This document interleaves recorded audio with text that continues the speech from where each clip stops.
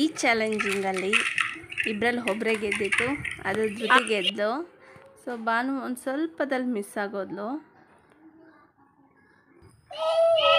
ಗೆದ್ದಿದ್ದು ಖುಷಿ ನೋಡಿ ಯಾವ ಥರ ಡ್ಯಾನ್ಸ್ ಆಡ್ತಿದ್ದಾಳೆ ಅಂಥೇಳಿ. ಅವಳು ಫಸ್ಟ್ ಬಂದ ತಕ್ಷಣ ಇವಳು ನನ್ನ ಸೆಕೆಂಡ್ ಅಂತ ಹೇಳ್ಬಿಟ್ಟು ಹೋಗಿ ಮುಗಿಸ್ಕೊಂಡು ಕೂತಿದ್ದಾಳೆ.